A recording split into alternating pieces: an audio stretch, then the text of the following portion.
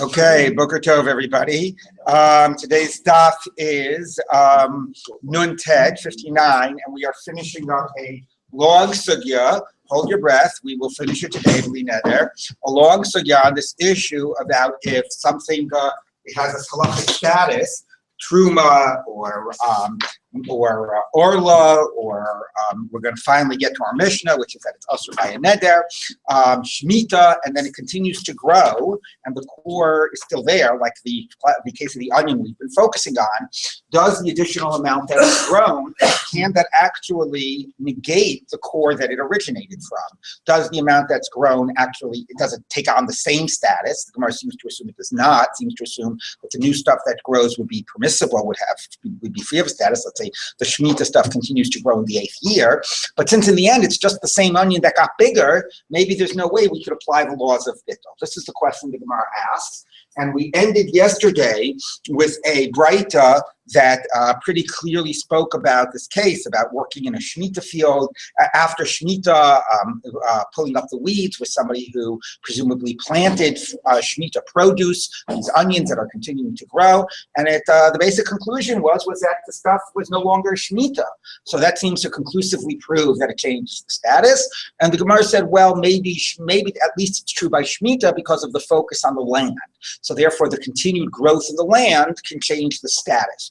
And the way that I explained that was that by Shemitah, the real question you ask yourself is this a 7th-year onion or an 8th-year onion?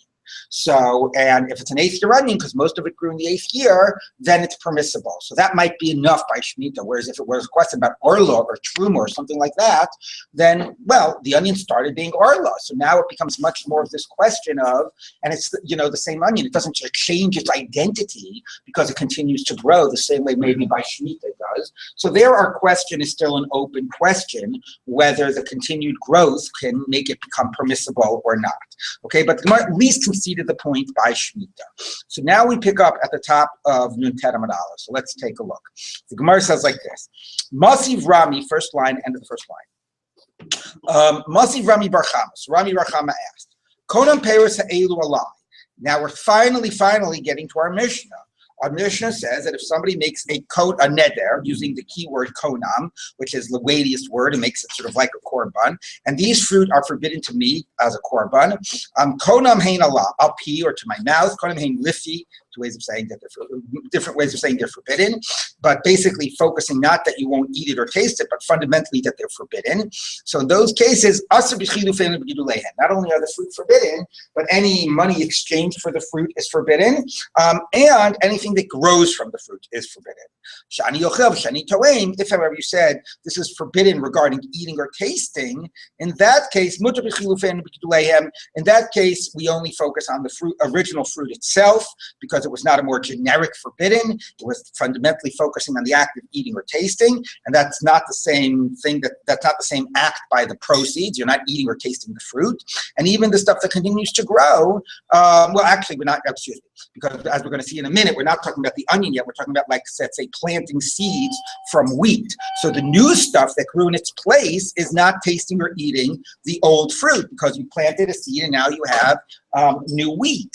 Okay, but here's that key line: "B'davar shezaro kala." That idea that it could be permissible with the new stuff is something that the seed disintegrates. Like you plant wheat seeds, so the new wheat that grows has no part of the old wheat in it. And if you use the more limited term shani ochel and shani toeim, then the new wheat is totally okay. However, if it is something that the original seed does not disintegrate, like the onion case, in that case, even if you said that I won't eat, that I won't taste, afilu gidule masurim. Even what grows from what grows is forbidden, because there the original thing is still present. So if you use this big, powerful term konam and in a generic way, then it's like goes way beyond it could go beyond the original fruit, right? It could apply even to money exchanged for it, let alone to something that grew from the seed. That's not of interest to us. That might be because the word konam is a very broad word, and that doesn't prove cases where the focus is on the original object. But here's the point that's relevant to us. Even if you said the more limited, I won't eat and I won't taste from this fruit, if you're dealing with something like an onion, that the original thing is still there and it continues to grow, then we say that it remains forbidden. Okay, even though this onion has continued to grow, and even though you only refer to the original thing that was there, nevertheless, it remains forbidden because the original part of the onion is still there, even though the onion continued to grow. Okay, that was great. That was the Mishnah we said. That makes sense because at least part of the original onion is still there. Now there's just more onion. The only problem is that, but let's say it grew a lot. Let's say the new size of it is much, much bigger than the original size. Why shouldn't we apply the rules of bittul? Why shouldn't we say it's a different onion? Apply the rules of nullification and of bittul. So the fact that the Mishnah says the onion always remains forbidden when it's something that the original, it doesn't disintegrate, the original part just expanded, shows that we don't say bittul. Right, because it says that original onion will always be forbidden. So that should be a clear proof that we do not say bittul. Is that clear to everybody? Like something can't be mevatel itself. Right, exactly. The continued growth of the same thing cannot be mevatel itself. Exactly. Okay, so that seems very clear from our Mishnah against what we said that by Shemitah it does. That if it continues to grow in the 8th year, we said that it becomes an 8th year fruit. Here we see that it seems like the general rule is that you don't say bittul because otherwise the onion that grew there should be cases where it should be permissible in the case of a neder. So let's see what the Gemara says. I don't understand. Gedulin, right? No, I'm not talking about Gedulin now. Let's not confuse it. Yes, we'll get to it later. I understand how the bittul issue came up in the first place. Well, the Gemara raised it as a conceptual question, and ultimately it's sourced in our Gemara and in our Mishnah because it's a relevant question to ask to our Mishnah. Why does the Mishnah say that if you make the onion forbidden, then it will always remain forbidden even if it continues to grow? Let's say, but when I made it forbidden, it was a tiny little bulb, and now it's 10 times the size it was. Well, why is it forbidden? Whatever happened to classic rules of bittul? The new stuff that grew wasn't forbidden. Why can't it be mevatel? So it's a perfect way of asking, well, maybe you don't say bittul when it's the same thing that's growing. Bittul normally is, you take a little bit of chazer and it falls into your stew. But if it's the same thing that expanded, that's exactly the Gemara's question. The Mishnah should show that bittul is not a relevant concept. Wait, so let's take a look at the answer. So I'm a Rabbi Abba. So Rabbi Abba said, you know what, you're right. Bittul doesn't apply in our Mishnah, but it's for a particular reason. Shani konamos, so konamot, nedarim are different. How will we buy mitchell alayu? Since you can always ask about it, you can always, go to a chacham to be relieved from your vow, to be released from your vow, I should say. So therefore, well, yes, let's keep on reading. It's like something that has a way to become permissible. The ain batil barov, and bittul doesn't apply. So basically what he's saying is, you're right, it's not batil, but not because of something special of the idea of a growing onion, and it's the same thing. Even if you took some of this little onion that was forbidden and it dropped in your stew, right? So if it was chazer that dropped in your stew, it would be batel. But if it's this little onion that you made forbidden by a neder and it dropped in your stew, it won't be batel. Why? Because of the principle that we introduced the other day, something that will become permissible or has a normal or natural way of becoming permissible. Laws of bittul don't apply. Just make it permissible. Just do it in a permissible way. By the way, the stew example is not precise because is not batel, is only when it's min b'mino. Fine. But anyway, this little bit of onion I took and I mixed up into my whole big pile of onions that I got in the store. All right. So even though normally that we would apply laws of bittul, here we don't apply laws of bittul because it's a neder, and a neder has a way of becoming permissible. Even though he may not permit. Even though he might not, but and we'll see about that in a minute. Okay, so it has nothing to do with the mechanics of a growing onion. Growing onion, maybe normal bittul applies. It has to do specifically with the status of it being forbidden by virtue of a neder. All right, so let's take a look as the Gemara continues. It's a more formalistic response. Well, they're both formalistic. It's just saying that it's based on a different category. You're right, bittul doesn't apply, but it's not because of the laws of bittul as it applies to growing objects. It's the laws of bittul as it applies to nedarim. But it felt like it would be bittul because it means she'enu. Yeah. So now the Gemara says, 1 minute. So now the Gemara has the objection that Michael is saying. Well, you mean anytime there's some way to change the status, even if it's not the normal, we would say it's not batel. The harei truma. How about truma? The ibai mishalallah. Truma is, we wouldn't normally put truma in the same category of a neder. Truma is you're obligated to separate off, the amount from the grain to the kohen. You say this is truma, this is meiser, and so on.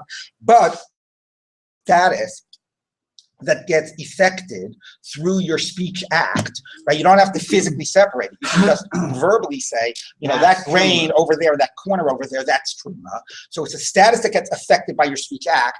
That's seen as in the same category as nedarim. Remember, classic neder is about changing the status of an object, and it's learned from, or as the word konam, from like the world of korbanot. You take your sheep and you say, this is a korban. So I could say this fruit is forbidden like a korban. This sheep is a korban. So it's not primarily about making things forbidden. If you think about it, what it really is rooted in is the power of your speech act to impart a halachic status on an object. And therefore, truma and meiser is the same thing. You use your speech act, you make this grain truma, and therefore, it's if you went to a chacham, the same way you could be released from a neder, you could say, I had never meant to make that grain truma. Okay, so somehow we can free you from that. The same way you can be freed from a neder. Does that mean you're eating tefillin? Well, then retroactively, if you've been eating from that, you might not want to do that. Right, but you can be freed the same way. Actually, you could go to a chacham in some cases, and if I made an animal a korban before I brought it up on the base of mikdash, that wasn't the animal I wanted to make.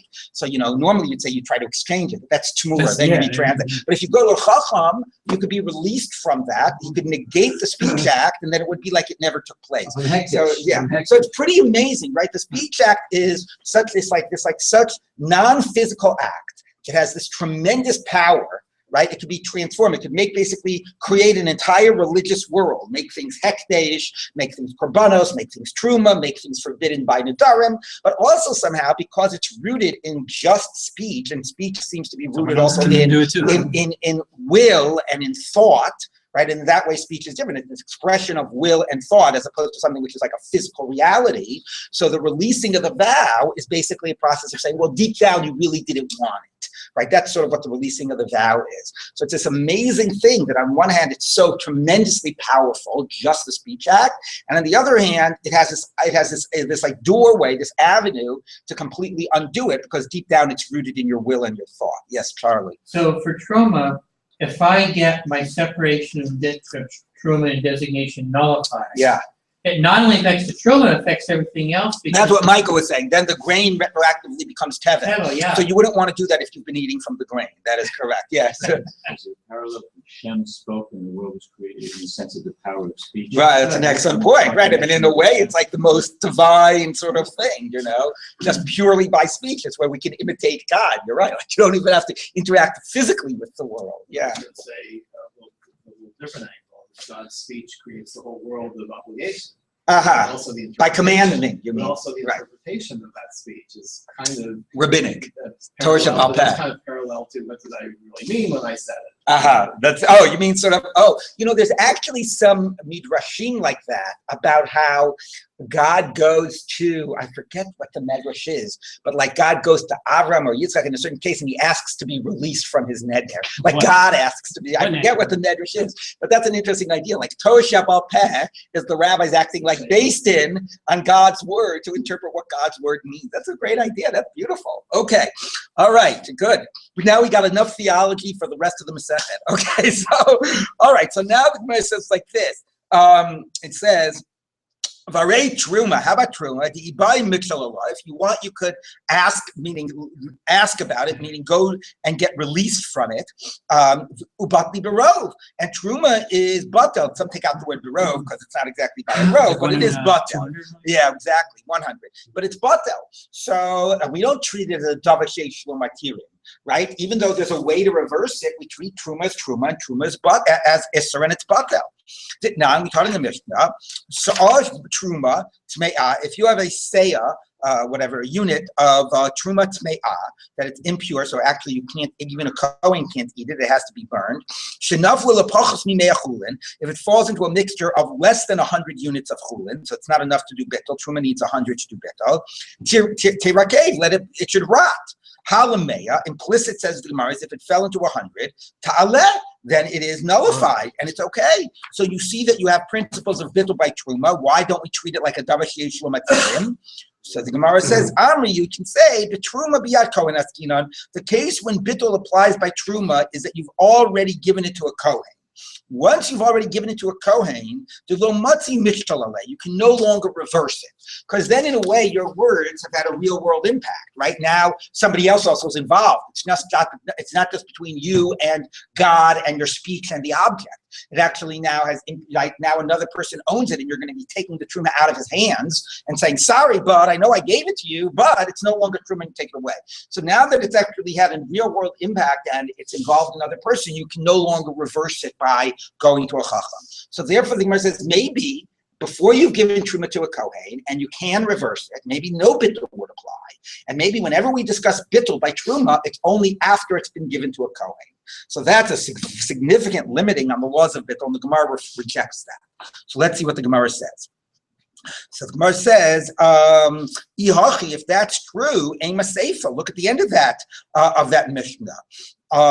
Im Haisa Tahora, if it was Tahor Truma that got mixed up, so if it's Tahor Truma, it doesn't have to be burnt, it can be eaten by a Kohen. So Tahor Truma got mixed up in this mixture, not enough to create bittul. What do you do with this mixture? Timacher leKohen.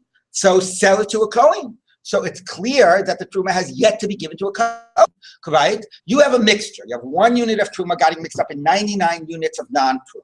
So what can you do with it? You can't eat it because you're not a Kohen. But a Kohen could eat it. It's just got a little truma mixed up. So you don't want to just give the Kohen 100 units of grain. I mean, you want to at least salvage some money out of this. So you sell it to the Kohen. But the Kohen's got you over a barrel because the Kohen's going to say, I'm not going to pay you the going rate for that grain. I'm only going to pay you the truma rate for that grain. Okay, so he now gets this whole, right, because you have no choice. So that's what it says you do. Find a Kohen, sell it to him. Kohen gets to eat the truma. You at least get to salvage some money.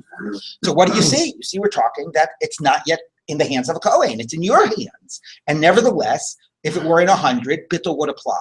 So we're back to this reality that bittul applies by truma. Why is that if it should be considered a davar sheish lo matirin? So the Gemara, let's see what the Gemara says. So the Gemara says, Ela Yisrael. Fine, it is a Yisrael that owns the truma, not a Kohen. But we're still going to say that it's too late to reverse it. Why is it too late to reverse it? Shenaflu lo mi beis avi imo Kohen askinan. Yes, it's a Yisrael that has the truma, but it's truma that's already been given to a Kohen. How could Yisrael have the truma if it's already been given to a Kohen? Because it was given to a Kohen 10 years ago. Who was this Kohen? It was his maternal grandfather. That's why he's not a Kohen, but his grandfather, right? His grandfather on his mother's side is a Kohen. So he got this truma as an inheritance. I hope it's still edible, from his maternal grandfather. It was truma that has been given 10 years ago, 20 years ago to a Kohen, but now he owns it. I mean, a simpler case is a Kohen friend of his said, look, here's a gift. Here, take all my truma. Great. Now, that would be a funnier case. What am I going to do with your truma? I can't eat it. But the point is, it was given to a Kohen, but now he owns it. So in that case, because it was given to a Kohen many years ago, it can never be reversed. But it's a scenario that he owns it, so the Mishnah could say, if it gets mixed up, find another Kohen to sell it to. Okay, so let's take a look. The simpler case would be the daughter of the Kohen, right? But we don't talk about it. Oh, you mean it was a woman that actually was yelling? Right, that would be true, exactly. Okay, the Haktani Sefer, the Gemara says 1 minute. The end of it says, if you have to sell this mixture to a Kohen, sell it to the Kohen, you got 1 unit of truma mixed up with 99 units of non-truma. You have to sell it to a Kohen.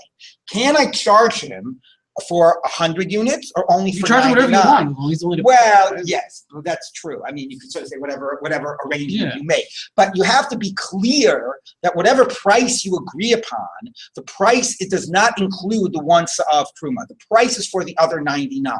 Why? Because I'm not entitled to sell him the 1 sa'ah of truma. I have an obligation to give him the 1 sa'ah of truma. So you're right. It's not telling you what you charge, but it's telling you the way you frame what you charge is that I'm charging you for the 99 of chulin. I'm not charging you for the 1 of truma. I'm not allowed to charge you for the 1 of truma. That has to be my gift to you. So that shows that it was never given to a Kohen. Because if it was given to his grandfather, the Kohen, then he fully owns it. He's allowed to resell it to a Kohen. So it has to be truma that has never been given, and because it's never been given, he has to give it to a Kohen. He's not allowed to charge for it. So it's clear from the Mishnah that we are dealing with a case of a simple case that it's a Yisrael who separated truma from his grain. It's never been given to a Kohen. It gets mixed up with other grain, and the Mishnah says that it's batel. So says the Gemara, why is it batel? It's never been given to a Kohen. Why don't we say, according to your logic, that it should be a davar sheish lo matirin? You could always reverse it, and it shouldn't be batel. So let's see what the Gemara's answer is. So it says, Ela ema, here's what you should say. Bi shlema konamot. We're going to stick by our idea that a neder is a yesh lo matirin, but it's only by a neder. Neder makes sense that it's considered yesh lo matirin. You can always go to get released. Why? Mitzvah lichulei aleichem. It's a mitzvah to be released from your vow. How do you know that? Yishum to Rabbi Nosson, because of Rabbi Nosson. The Amar Rabbi Nosson said, Kol hanoder ki'ilu bana bama. Anybody who makes a vow is like building a bama. Building a bama is not a good thing. If there's a base of mikdash, you're not allowed to. So in your mind, you're trying to worship God. What do you give me a hard time? I'm building an altar, not to some idol, to God in my backyard. That's a good thing, right?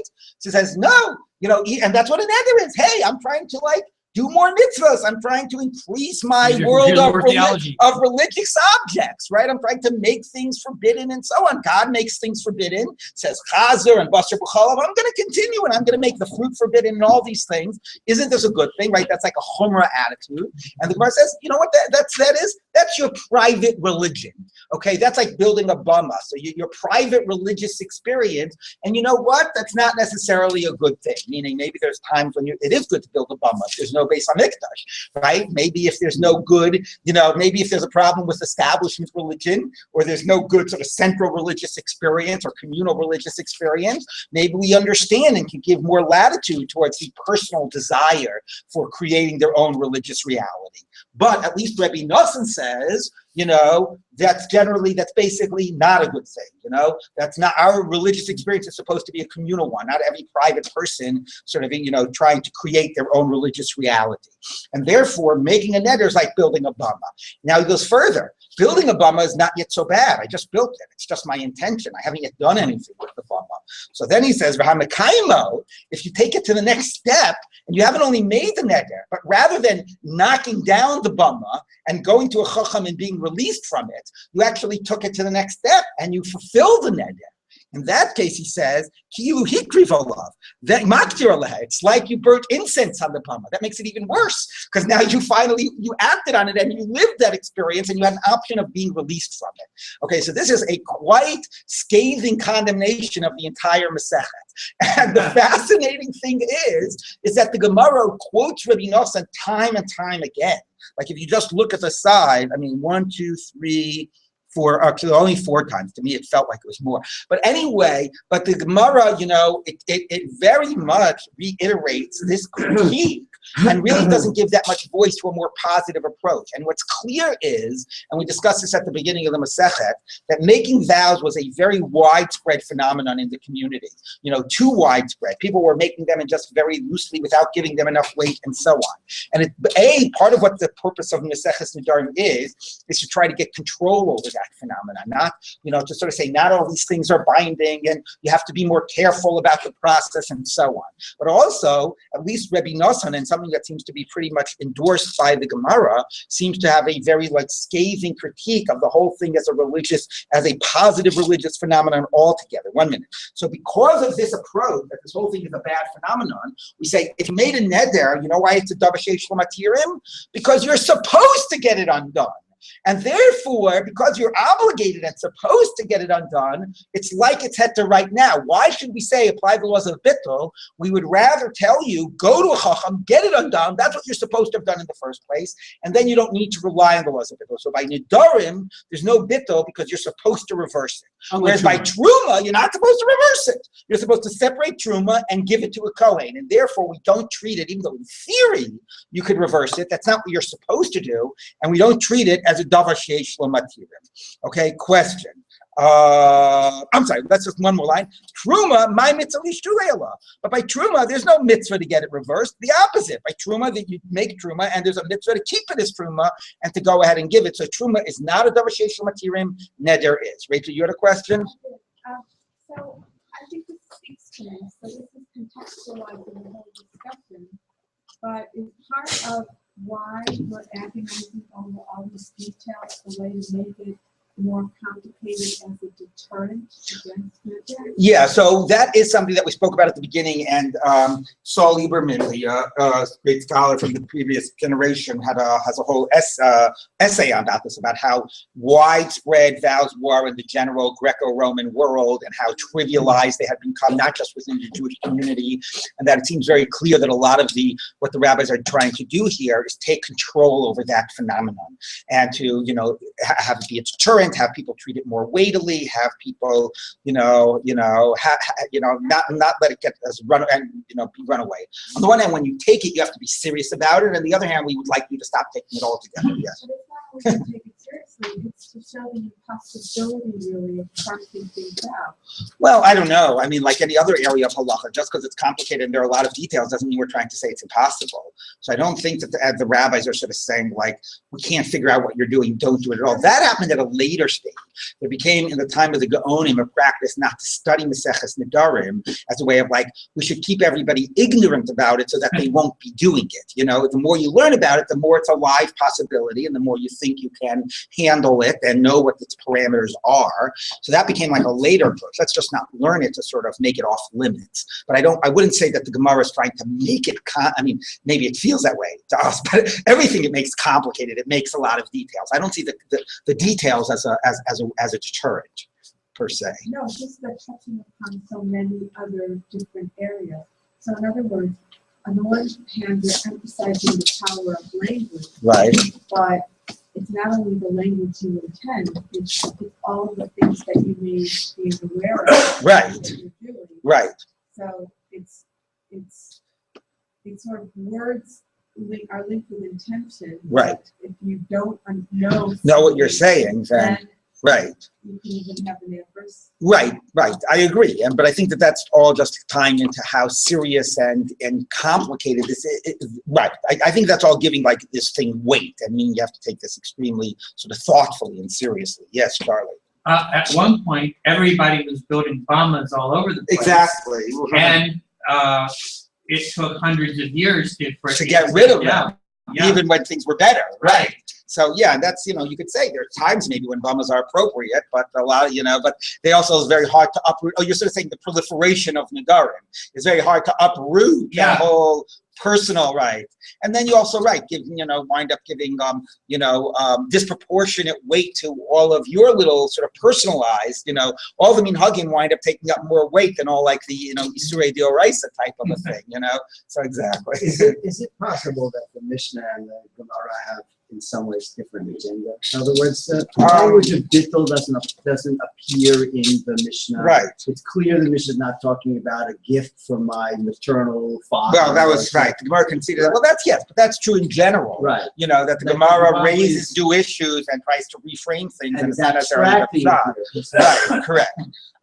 Okay, so now the Gemara says like this. So that was really very fascinating in terms of reminding us of this sort of scathing critique of Rabbi Nosson, and that's how we explain in the Mishnah why bittul does not apply, because we'd rather you just reverse your vow. Okay, so now the Gemara says like this. Gufa, let's get back to the original statement. I'm Rabbi Yochanan. Litra b'tsalim shetikna v'zar'ah. You have a liter of onions that you took Trumas and Maisris, and then you went ahead and you planted it. Okay, and these onions continue to grow. Nitaser lefi kula. You take Maiser according to the total amount that onions that are there. You don't deduct. You don't say, now I have 10 liters of onions. I'll take, you'll say, well, 1 minute. There was 1 liter that was originally there that I planted. I should only be taking Trumas and Maiser spot from 9 units, not from 10 units, because 1 unit was already taken care of in terms of Trumas and Maisers, right? You understand the scenario. So why is it that you take all 10 units? So this again indicates that this idea of bittul applies, and therefore, the whole thing is now redefined by the new growth, by the majority. So the Gemara says, okay. So Yosef Rabba, or Rava have some here. So the Kamar Lahashmasa was telling over this discussion and this idea that you take Trumas and Maisers according to the total amount, the 10 units.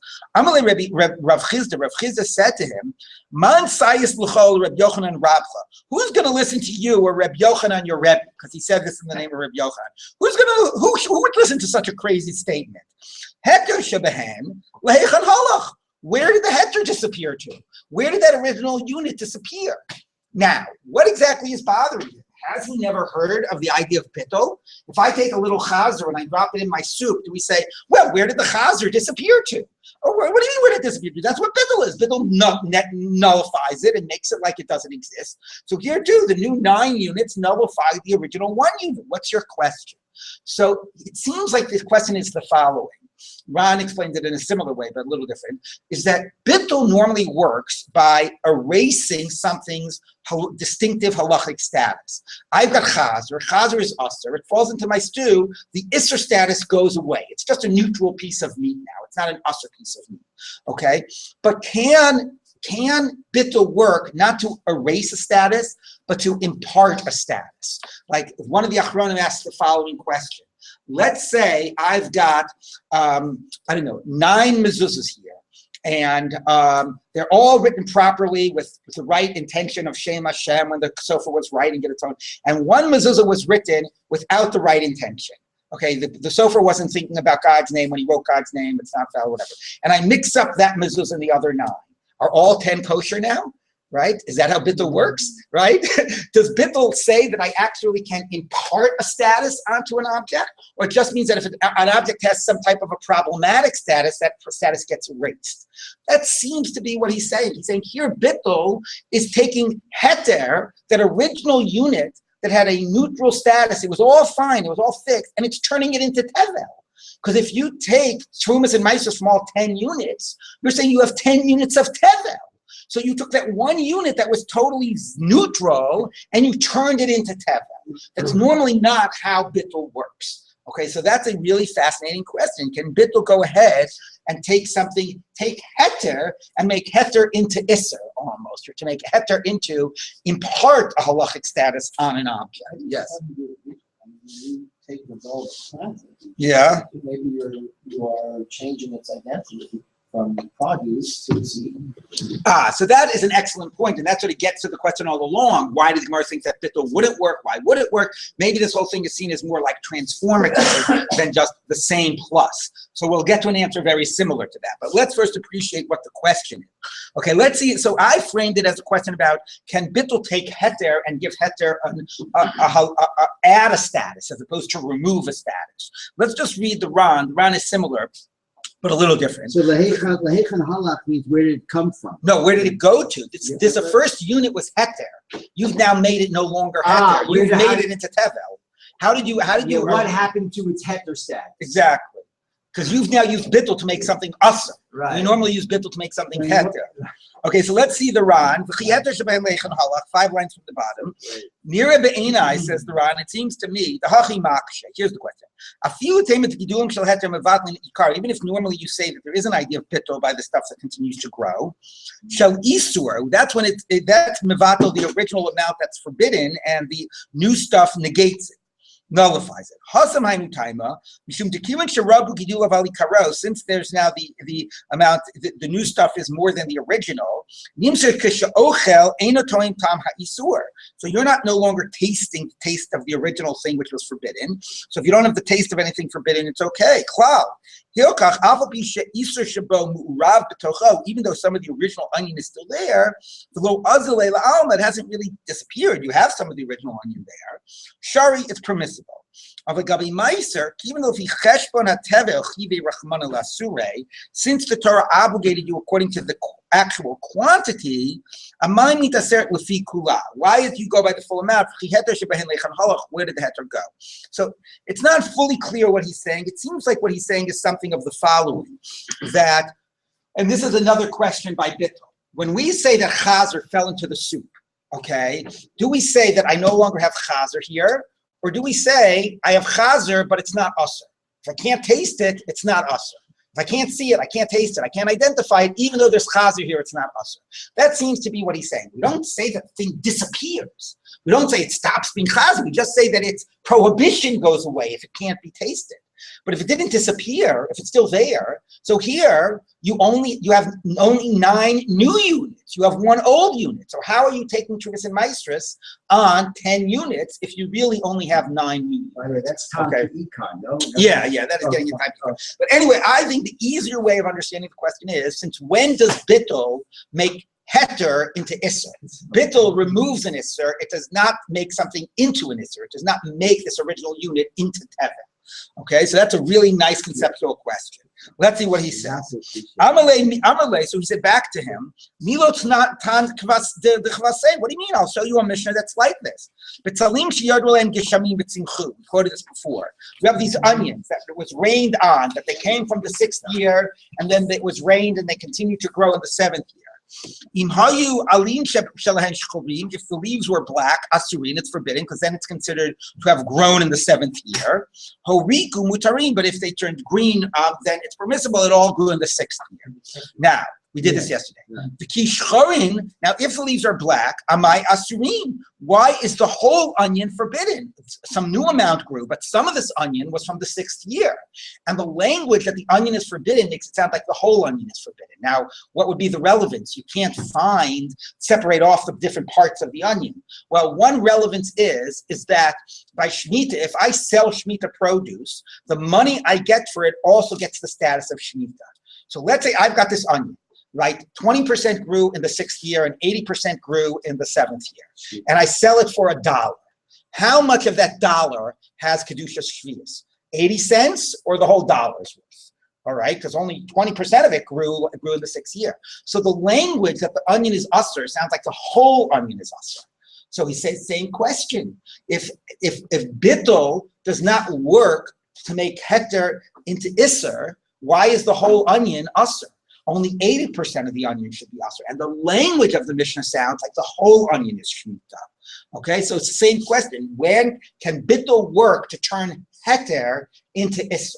Okay, yes. Isn't the underlying principle of bittul that it becomes indistinguishable from the robe in which it's mixed? Yes. So therefore, the liter of onions, which was high already, which had meiser, when it's mixed in the other 9, becomes indistinguishable from the whole thing. Yeah, it's indistinguishable, but so now it has to be treated like the whole thing. No, because still, if you know that 10%, if you know that only 9 units, you can't separate out. You don't know which is which. There's no way to distinguish. That's true. But you know that only 9 units here are tevel, then when you figure out how much trumas and maestris you have to take, you should be taking according to 9 units. Right? I can't eat any of it because I can't find the right part. Let's say it was a question of ownership. I had 9 units of my onions. You have 1 unit of your onion got mixed up in 9 units of mine. Should I say, well, since we can't distinguish it, I'll just take it all? Right. No, I'd have to pay you for your 1 unit. But by the same logic, when you have bittul, you should have to scoop out 1/60th of your soup and throw it Which away. is why we don't just say it's indistinguishable by bittul. What we actually say is that it's nullified. Its halachic status gets erased. So if we say that the halachic status gets erased, the question is, well, that's when it's about erasing the halachic status. Here it seems like we're imparting the halachic status. Do you say that also by bittul? That's the question. So it says, look, it seems like the whole onion has shemitah status. So it does seem like we actually, transform the 6th year's part of the onion into 7th year onion. So the Gemara says that's making something that was mutter us, which exactly. is the point that they want to prove. Exactly. So he's saying maybe it does work. The key shechorin amaya surin. Why, even if the leaves are black, is the whole onion forbidden? Lema heter shebehen lechem halach. Say, what happened to the part of the onion that grew in the 6th year? So it actually seems that when you say bittul, even the stuff that's permissible becomes usur. Really gets, not just, we don't just erase a status, we can impart a status. So Amalei, he said back to him, Mi savris al ikar ktani. When it says the onion is forbidden, what makes you think we're talking even about the original part of the onion? Atosevis ktani, we're only talking about the new part that grew. The new part of the onion is forbidden. The original is permissible. It's all mixed up. You can't distinguish, right? As Jonathan was saying. But nevertheless, okay, so you can't eat any part of the onion. You have to treat the whole onion like Shemitah. But the reality is only 80% of it really is Shemitah. 20% is not.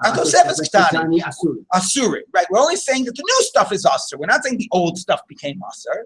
The Gemara says 1 minute. If that's true, what is Rabbi Shimon Gamliel coming to add to that statement? Who's Rabbi Shimon Gamliel? The time in Brisa that Rabbi Shimon Gamliel has the following sort of reflection on the Mishnah. Rabbi Shimon Gamliel says, in this case, of the onion that moves from the 6th year to the 7th year. Rabbi Shimon Gamliel says, Hagado b'chiv chayav, the stuff that grew in the 7th year is chayav, has this sort of status of shemitah. Hagado b'patur, the stuff that grew in the exempt period of time, patur is exempt. So it seems like Rabbi Shimon Gamliel is saying only the new stuff is shemitah, not the old stuff, right? That's what Rabbi Shimon Gamliel is saying. No, it sounds like he's talking about the entire thing, not part of something. Well, no. The opposite. He's saying that part that grew during the heter time remains heter. The part that grew during the usher time becomes usher. He's saying don't say the whole thing has one status. How do you, Tanakama, say the whole onion is usher? It's not the whole onion is usher. The part that grew during the Isser period is usher. The part that grew during the heter period is heter. Right, so it sounds like this is an exact debate of the Tanakama and Rabbi Gamliel. Do people see that? Yes, right. The Tanakama uses the phrase about this onion that grew part in year 6 and part in year 7. The Tanakama says usher, and Rabbi Gamliel says, how can you say usher? The part from of the 6th year is mutter, the part of the 7th year is usher, and it's all mixed together. So the Gemara says, so it sounds like the Tanakama is saying it all becomes usher, and bittul works to transform heter into isser.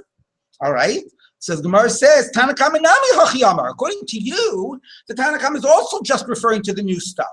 Okay, so it doesn't sound like that. It sounds like the Tanakama, because the Rabbi Shimon Gamliel is distinguishing between the old and the new.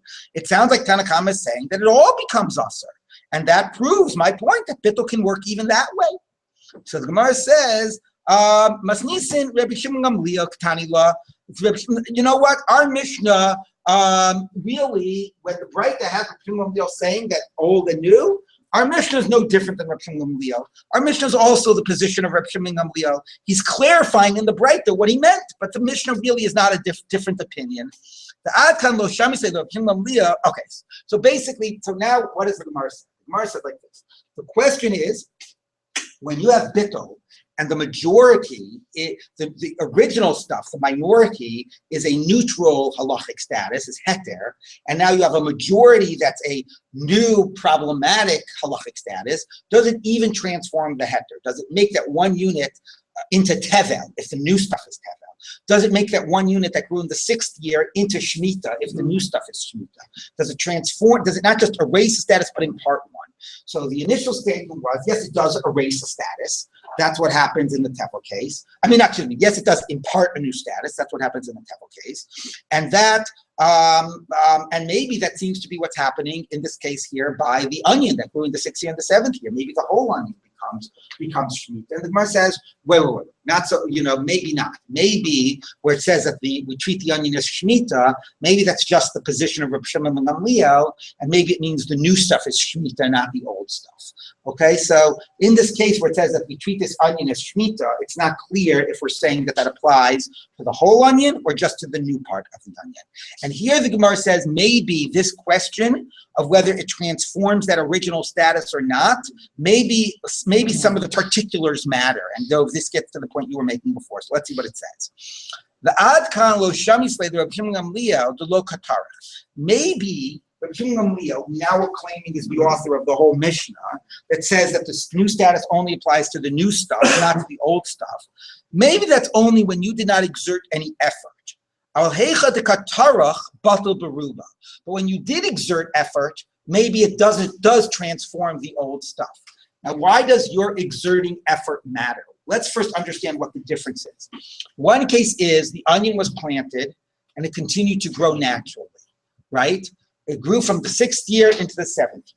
So then we'll say the new stuff is shemitah, not the old stuff. The old stuff doesn't get transformed. The old stuff remains 6th year, the new stuff becomes shemitah. That's lo katarach. It just all happened on its own. But let's take another case. So pay attention, because this is what you said. Okay, you actually went ahead and you took grain or onions or whatever it was you had from that you took Tumas and Mises from, and you went there and you planted them, katarach. You consciously did something to the stuff that was happening. You planted it, and now it continues to grow. There, maybe it does transform the old stuff. Why? Because the fact that you did something to it, it wasn't just a continuation of the process. You did something to it, transforms its identity. Okay? As Dov said, you've turned it from vegetable into seed. Look at what the way the Ran explains it. He says, the Ran says like this. The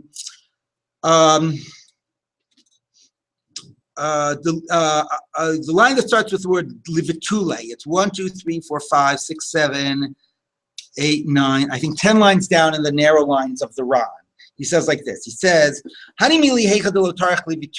when you didn't do anything to change its status, like the onion continued to grow from year 6 to 7.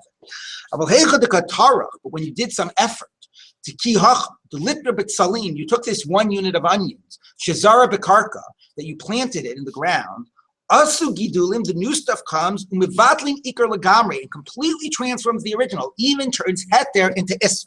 How can it turn heter into isser? Below tichli amai, because, now, 1 minute, no, hold on, I thought he had a line here.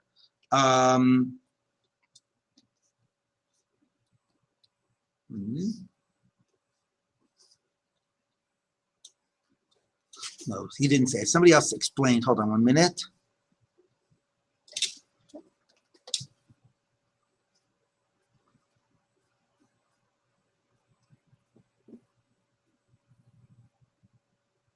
Maybe it was Tosfos. Somebody explained this the way Doe was. 1 minute.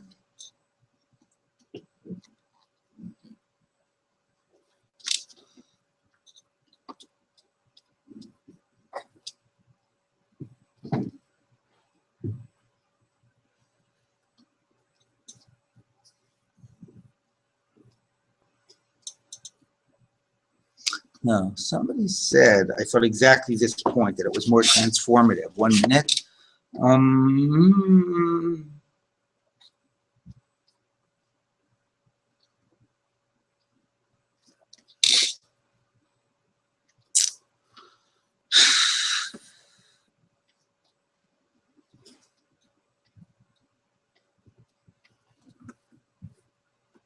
All right, I'm not seeing it. 1 minute.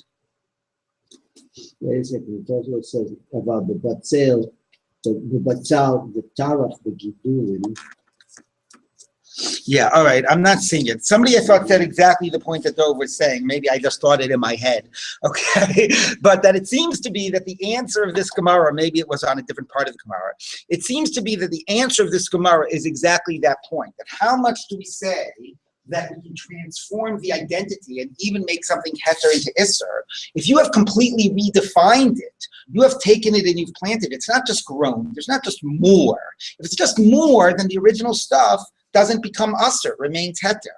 But if you've done something to it, you've completely redefined its identity, that's a very different story. Okay, and there the Gemara says maybe that case actually the heter would transform into isser. Okay, so let's see as the Gemara continues. Maybe this question, can the isser transform the heter? And Rabbi Gamliel says, no, only the new stuff is usser. Maybe that's only when there was no effort, and it all sort of happened naturally. So the usser remains usser, and the heter remains heter. Aval heicha de katarach. But if you actually exerted this effort, as it were, and it's not just because you worked hard, but it means you actively did something new to the object and you planted it, then maybe bata beruva, then maybe the whole object's identity does get transformed, and even the heter turns into isser. Okay, and that would actually be in that one case. So in my case of the mezuzah getting mixed up, the mezuzah doesn't become kosher just because it got mixed up in a lot of other kosher mezuzahs. Okay, but here the whole thing does actually transform because you've redefined its entire identity. Yes, the suggestion here that because it's planted in the soil, it redefines it because it gets more nutrition than if it's just left on top. Oh, well, that depends on how you explain that onion case. Yeah, but I'd rather explain it not about that, but more about the fact that it's, that you've done something different to redefine its entire identity, exactly along the line that Dov was saying. Like it stops being, a produce and it turned into seed, and sort of its identity became different. Okay, so now the Gemara says like this. Are you telling me every time you exert this effort, Bittul would apply and redefine its identity in this way that you're describing? How about that case we had before, if you remember, where you had that case of that unit of Meiser that was Tevel, that didn't have Trumas Meisers taken from it, Viktani, and there we don't have Bittul, right? And there it said, so I don't know if you can remember this from yesterday, it's very complicated because we had a lot of contradictory cases. But although this one case of the one unit that you plant, that you took Trumas and Meisers, and then the whole 9 units grow, and we say it's like 10 new units, and we do say Bittul. We didn't, by the case of the Meiser of Teva, we said the opposite. We said you had 1 unit of Meiser Tevel, you planted it, new stuff grew. We said that original unit of Meiser Tevel retains its old status and doesn't become Batel. Okay, so the Gemara says that doesn't work. You actively planted it, new stuff grew. Why there did it retain its old status? So why didn't it not get transformed? So the Gemara says no. Shani Gabi Meister, there it's different. The Amakra, the verse says, Aser ta'aser et kol tfuat zarecha. You should take Meister on all of the planting of your seeds. So your seeds means the normal types of things people plant. The hetera zari inshi, normal people plant like, heter stuff that they've taken Trumas and Meisers from. Isura lo zari inshi. And people don't plant stuff that they haven't taken Trumas and Meisers from. So basically, meaning it's getting very complicated. You need to tell you that. Okay? There's a lot of contradictions here about whether you say Bittul when new stuff grows. So in the one case that we started with today, you planted a unit you took Trumas and Meisers from. It continued to grow. We said Bittul. Not only did we say Bittul, we said Bittul that even the old stuff that was mutter became Tevel. We said that even Heter, Bittul even makes Heter into Isser. Okay, and that was like an amazing idea. And we said, well, maybe that's a very special case because you actively replanted it and that gave it a new status. Okay, but now the Gemara says, 1 minute, we've got another case, almost exactly the same, where we don't say Bittul. You took a unit of Meiser that was Tevel, that didn't have Trumas Meiser taken from it. It wasn't totally fixed grain. You planted it. It continued to grow. You actively planted it. And we say that original unit of Meiser still remains. So it's almost exactly the same. Why is it different? And the Gemara basically quotes a pasuk to say, like, it's exactly the same. One case is it's a unit of grain that's completely fixed, that's planted and grows, okay? And we say the original unit actually lost its original identity. And then we have a unit of grain that's Meiser of Teva that you plant and grows, and we say it retains its identity. What's the difference? And the Gemara basically quotes a pasuk to say that the pasuk is assuming that you're planting heter grain. And that's when you're planting heter grain, then it says that we look at everything as your new produce. But when you plant Isser grain, which is a very unusual thing to do, you can't basically change its identity. If you do the natural thing, getting back to Dov's point, you're basically treating it like seed. Well, when do we say you get to treat it like seed and you get to treat this as something completely new that just grew? When you do the natural thing. You take Trumas and Meisers off your old stuff, you take some of those seeds and you replant them and they grow. Then we say that everything that comes now is new stuff. But if you haven't finished with your old stuff, if you haven't taken Trumas and Meisers and it still was usser, some of your old stuff, and you planted it, you don't get to say, well, now it's just seed and this is just all new stuff. No, that was something that normally is not planted, so its identity doesn't get to become transformed, and it retains its old identity, and therefore that's a case where Bittul does not apply. There's something basic about that last case that I'm missing. Because if I take Tevel seed and I plant it, and then that entire field grows, new produce, is not all that produce Tevel? No. So there's been no change in identity. Of course there's been a change in identity because it's, first of all, untithed. No, but that's everything we've been talking about is Gidulin. The new stuff that grows doesn't take on the status of the old stuff. But if I have a field, if I have a field, forget about planting Tevel seed. I just have a field, grew produce. I haven't tithed it yet. Isn't all that produce Tevel? Yes. So I've taken Tevel, I've put it in my field, it's now new produce, everything's Tevel.